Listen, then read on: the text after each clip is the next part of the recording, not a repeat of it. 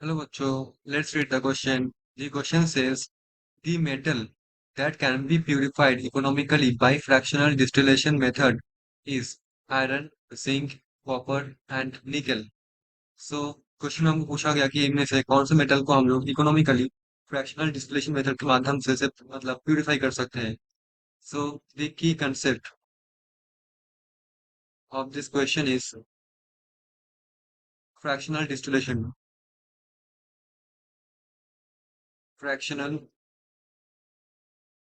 distillation. So first of all हम चर्चा करते हैं what is fractional distillation. So fractional distillation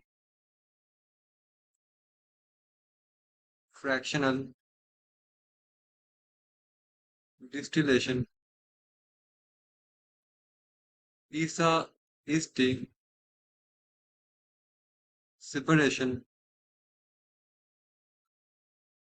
is the separation of a of a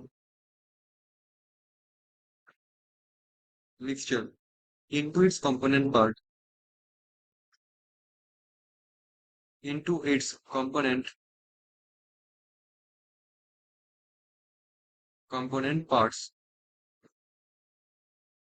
ठीक है. और इसको फ्रैक्शन भी बोल सकते हैं. We can tell it fraction. Fractions क्या होता है? जो chemical compounds are separated by heating. Chemical compounds are are separated by heating heating them into a temperature or heating them to a temperature. इसको क्या करते हैं हम लोग? एक टेम्परेचर पे उसको हीट करते हैं. Temperature at which at which one or more one or more fractions of the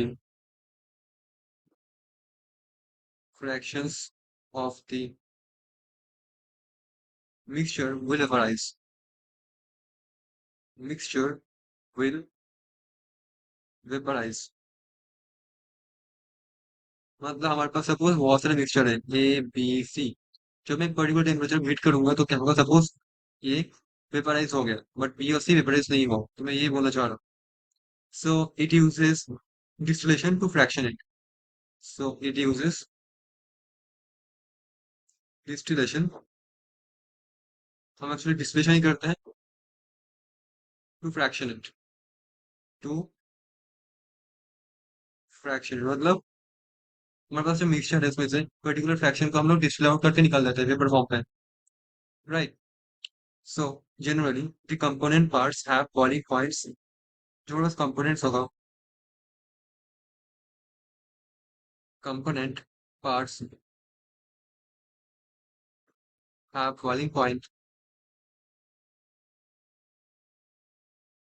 have boiling point that differs by boiling points that differs by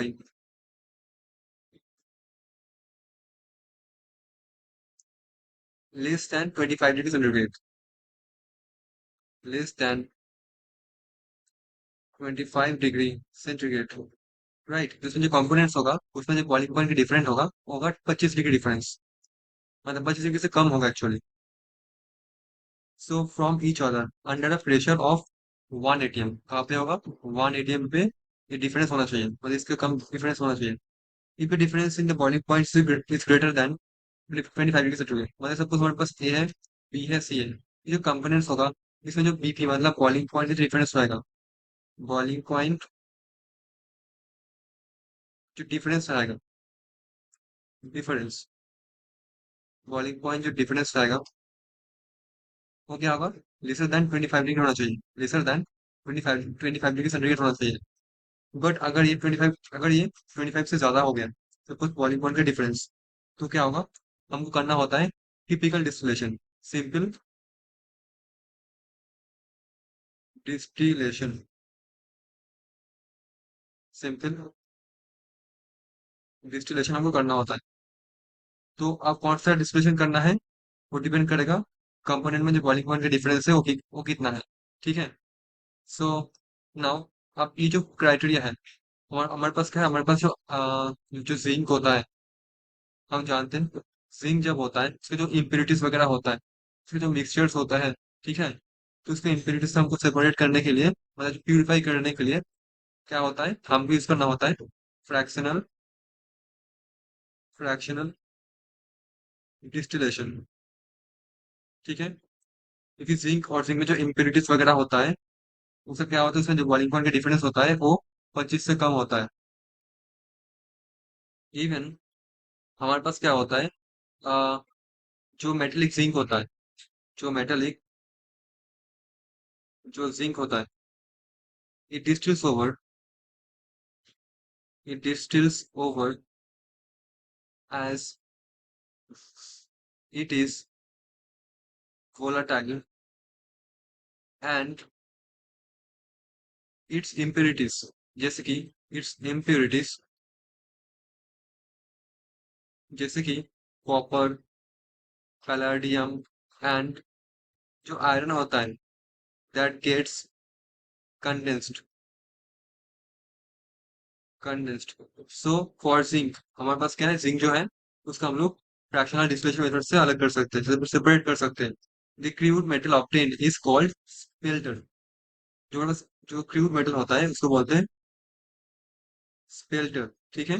विच में be purified by fractional distillation falling, right. So this is how zinc जो होता है हम उसको fractional distillation के माध्यम से purify कर सकते हैं, सेपरेट कर सकते हैं इम्प्योरिटी से। So zinc is the answer of this question. Hope you understood it well. Thank you so much.